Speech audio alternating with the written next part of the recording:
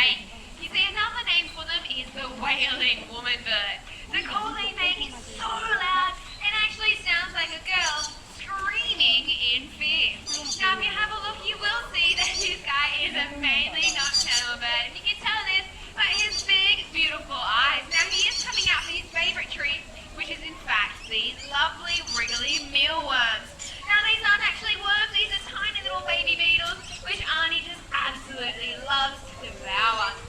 Now, you will actually see his girlfriend Hanson is just in the pen over there, so we do give them time out from each other. Let them both settle down and calm out, because when they're with each other, they're madly in love and won't leave each other's side. Now, so in Australia, we have lots and lots of different animals, and we've got lots and lots of different ecosystems. Now, before I bring out my first guest, I want to get to know you guys just a little bit better. Do we have any tourists in the audience today? Anyone from overseas? Yeah, we've got a couple. Well, welcome to Australia. I bet before you came here, all your friends and family said, don't go to Australia! Everything will kill you. They've got snakes, spiders, sharks, crocodiles. Oh yeah, we do have that stuff, but not everything is out there to get you. And I bet you also thought that all we had was this red desert sand. Well, that definitely isn't true. As you can probably tell by now, we have some beautiful cities, but we also have some beautiful rainforests. Now, we are lucky enough to call the Daintree Rainforest ours. You see, the Daintree Rainforest is the oldest rainforest in the entire world, older than the Amazon basin. Now, because of this, you're going to find some big, beautiful trees. Normally, the bigger and the older the tree, the more things like tree hollows that you'll actually find. Now, basically, a tree hollow is just a big hole inside a tree. It takes about 150 years to form, and once it has, it becomes the home to lots of different animals, just like the one joining us now. So joining us today is our beautiful male eccoliptus parrot. This is Zach. Now you can see he's a bright, stunning green colour. And here comes his girlfriend, Krista. Now for many, many years, people actually thought these were two different species of birds because they look so different. But they are in fact one and the same species. The reason why they look so different is because they play different roles. Krista, the one in the red, is a stay-at-home mom. These tree hollows are really rare and hard to find. So once you get one, you need to guard it and protect it. Make sure that no other birds come along and steal it from you.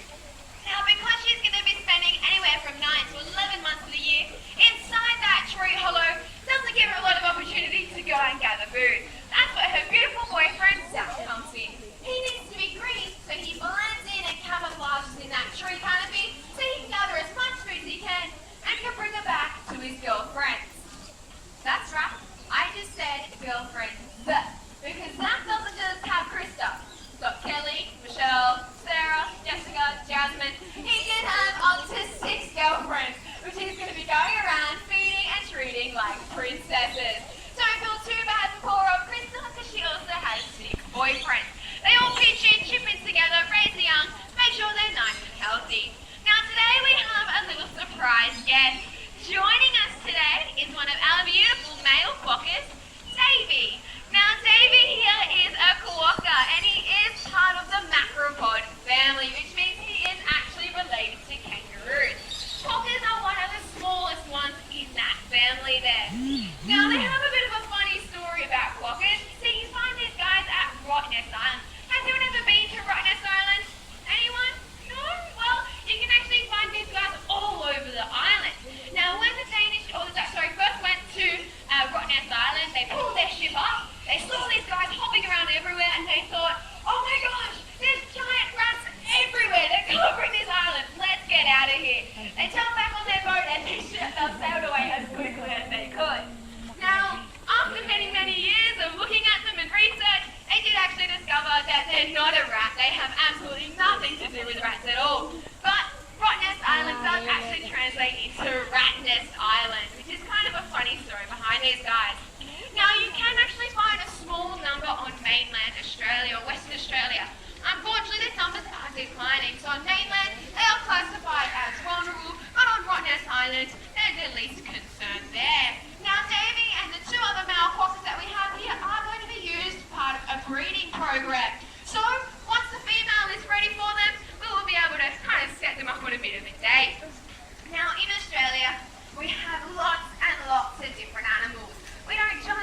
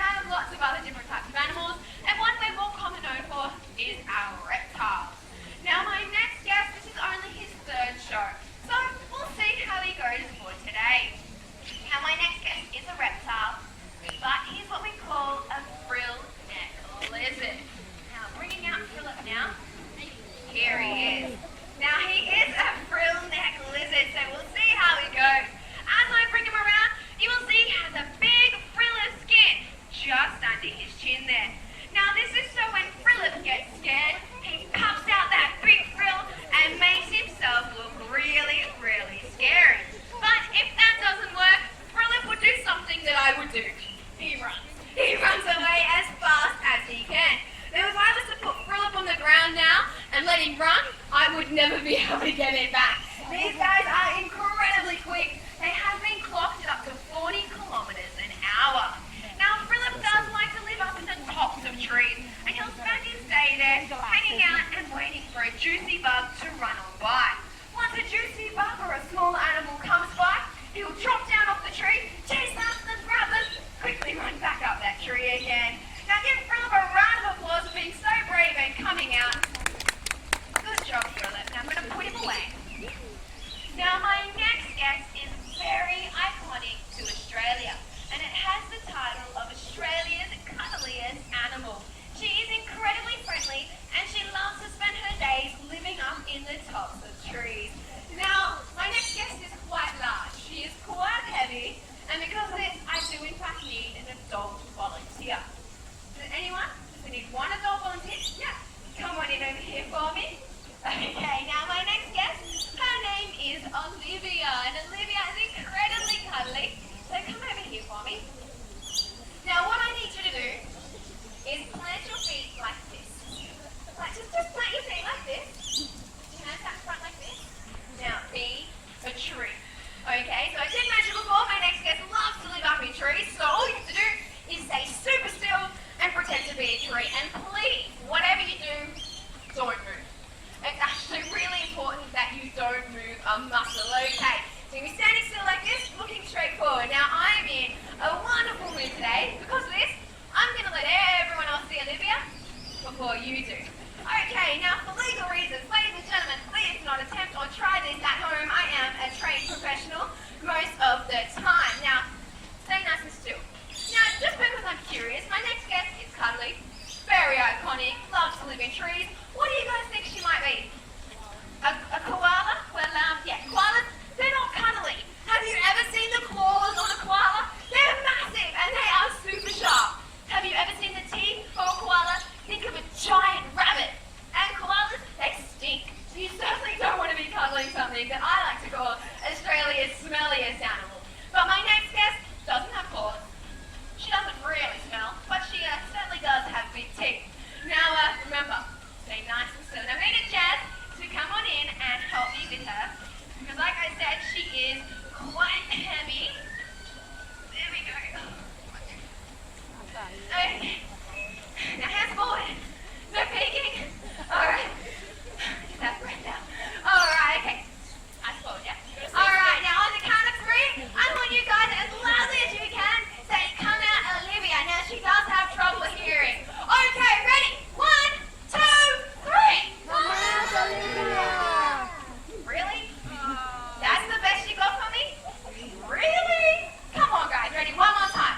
1, 2, 3. Come out, Olivia.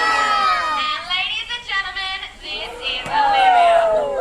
Olivia is an olive python. This is Australia's second largest snake species. Now, we have actually had her since she was a tiny little baby, which means she doesn't really see people as food. Now, Olivia is a python, which means she has no venom. So if she was to bite our lovely volunteer here, she'll be okay. Now, Olivia doesn't have venom, so instead she likes to cuddle her food instead. Now, we don't have to worry about her cuddling because we are too big for her to eat. Now, because we have had Olivia since she was a tiny little baby, she is incredibly friendly, which means we can give you guys the opportunity to come around, hold her, and get a professional photo. If that's something you're interested in, come see myself or Jazz after the show, and we'll be able to help you out.